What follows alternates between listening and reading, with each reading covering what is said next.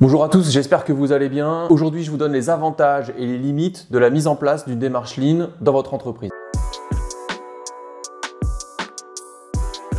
La méthode Lean, c'est une approche d'efficacité par la réduction des gaspillages avec l'implication de tous. Et cette démarche Lean repose sur 5 grands principes. Le premier principe, l'écoute client. Qu'est-ce que veut mon client en termes de valeur ajoutée? Deuxième principe, identifier la non-valeur ajoutée puis l'éliminer. Troisième principe, tendre ses flux. Quatrième principe, impliquer et responsabiliser toute l'entreprise. Et cinquième principe, admettre que l'amélioration est infinie et continue puisque la valeur ajoutée client va changer. Premier principe, donc les 4 autres vont évoluer. Le premier avantage que je vois à la mise en place d'une démarche d'amélioration continue, c'est évidemment la chasse au gaspillage. C'est-à-dire que vous allez mettre en avant les problèmes que vous avez et donc essayer de les traiter au maximum. À l'inverse, une entreprise qui ne serait pas dans une démarche d'amélioration continue va avoir tendance plutôt à planquer sous le tapis les problèmes et à ne pas les régler. Ou au pire, les repousser sur la responsabilité de différentes personnes. C'est pas la faute de la machine, c'est la faute d'un tel. C'est pas la faute de la logistique, c'est la faute du fournisseur, etc., etc. Cet effet de travailler sur ces gaspillages aura donc un effet sur la réduction potentielle de vos problèmes qualité, de vos pannes, de vos stocks, etc., etc. Le deuxième avantage de la mise en place d'une démarche d'amélioration, c'est que vous allez remettre votre client au centre de votre entreprise. Alors quand je parle de client, je ne parle pas forcément que du client auquel vous allez vendre votre produit final. Vous êtes la production, votre client peut être la logistique. Vous êtes la logistique entrante, votre client c'est la production. Le client peut changer suivant le point de vue que vous choisissez. Donc la remise en avant de votre client, qu'est-ce qu'il souhaite réellement en termes de qualité, de délai, de coût, de performance?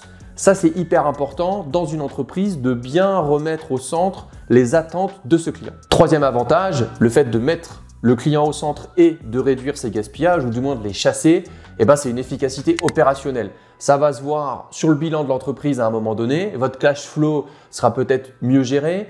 Vous allez avoir des machines beaucoup plus disponibles, des personnes beaucoup plus impliquées, des problèmes qualité qui vont baisser, etc., etc. Le quatrième avantage, ça va être l'implication de toute l'entreprise dans cette démarche. Vous le verrez, c'est pas facile, mais le fait d'impliquer tout le monde, partir du principe que 10 cerveaux, ça fonctionne mieux qu'un seul cerveau. Traiter un problème à 10, c'est plus efficace que le traiter tout seul. Vous verrez qu'il y a une implication et un changement de culture qui est orienté vers la performance, orienté vers l'amélioration, ce qui permet d'avoir une dynamique d'équipe complètement différente d'une entreprise qui ne ferait pas de Lean. Et le dernier avantage que je vois, c'est la flexibilité et la réactivité. Ça fait un peu écho à l'amélioration de votre performance opérationnelle au sens large, mais vous allez tendre vers une entreprise, vers des moyens de production, vers des moyens logistiques ou des services beaucoup plus flexibles et beaucoup plus adaptatifs. Étant donné qu'on est dans des contextes où ça change beaucoup, les demandes clients changent, il faut aller vite, il faut reconfigurer ses lignes de production, être très rigide aujourd'hui, c'est très risqué.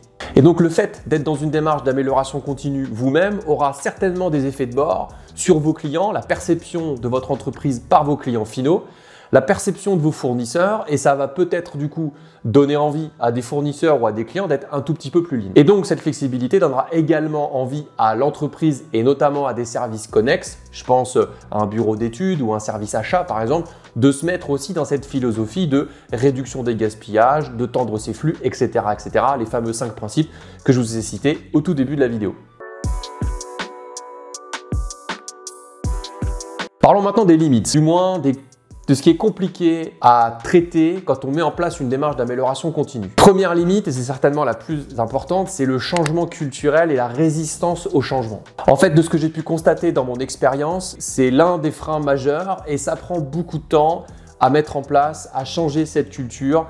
Ça passe par une vraie vision de l'entreprise, un engagement de tout le monde, une volonté d'y aller. C'est très souvent le point critique auquel il faut veiller quand vous allez commencer une démarche Lean dans votre entreprise. Deuxième limite, c'est la complexité de la mise en œuvre du Lean. Alors je m'explique. Le Lean, c'est pas quelque chose de très compliqué. Ça ne demande pas d'avoir bac+10 pour comprendre l'entièreté des outils du Lean. Par contre, comprendre la philosophie et la finalité, ça demande beaucoup d'expérience. Donc cette complexité, et ça fera écho à ma troisième limite, va aussi prendre en compte votre particularité à vous, votre particularité culturelle, votre particularité en termes de secteur d'activité. Et ce qui va être hyper important, c'est que votre comité de direction ou votre top management comprenne bien l'impact d'une mise en place d'un projet sur les employés, sur la performance opérationnelle et sur le cash flow ensuite, puisqu'il faut parler comme un comité de direction, on va regarder l'impact que ça va avoir sur directement votre bilan de votre entreprise.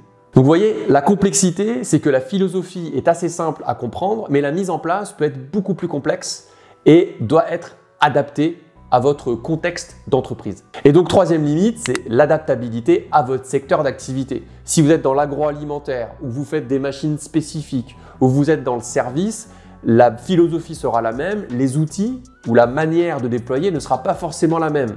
Si vous êtes en France ou si vous êtes dans un autre pays d'Europe par exemple, la culture ne sera pas la même. Donc il faut absolument adapter le modèle. Vous ne pouvez pas faire de copier-coller d'une grande entreprise dans laquelle le Lean a fonctionné dans votre entreprise. Si cette entreprise est une industrie automobile et que vous êtes dans l'agroalimentaire, vous ne pouvez pas faire de copier-coller. Il n'y a pas de guidebook, il n'y a pas de guide universel qui permet de faire de l'amélioration continue et de s'adapter à tous les secteurs. À vous d'adapter la démarche d'amélioration et donc de bien comprendre sa complexité pour ensuite la mettre en place comme il faut dans votre entreprise. Mon dernier point, c'est le besoin de formation. Il y a beaucoup d'entreprises qui sous-estiment le besoin en formation. Comme je disais, c'est pas de la physique quantique, le Lean, mais c'est pas non plus hyper simple à comprendre. Et donc, il y a besoin d'accompagner, de coacher, de former les personnes, puisque c'est pas des choses qu'on voit dans des niveaux d'études au niveau du bac ou du bac plus 2 ou même en CAP ou en BEP. C'est des choses qu'on voit très tard dans les études. Donc, globalement, il n'y a que les ingénieurs qui peuvent comprendre, alors que c'est pas une méthodologie d'ingénieur. Il y a une importance de former et d'accompagner sur le terrain, de passer à l'action pour voir les résultats de cette philosophie sur le terrain et sur vos indicateurs opérationnels. Et il y a aussi besoin de créer vos propres relais sur le terrain et d'enlever les petits trous pour éviter d'avoir toujours des intervenants externes qui vous aident constamment à vous améliorer. Donc c'est important de créer vos propres relais qui vont adapter les outils à la culture, à la spécificité de votre entreprise. J'espère que cette vidéo vous aura plu. Si vous voyez d'autres avantages ou d'autres limites que j'aurais pas citées, n'hésitez pas à lâcher un petit commentaire. N'hésitez pas également à mettre un pouce en l'air et à vous abonner. Ça m'aide à continuer ce que je fais. Et moi, je vous dis à très bientôt pour une prochaine vidéo. Ciao, ciao.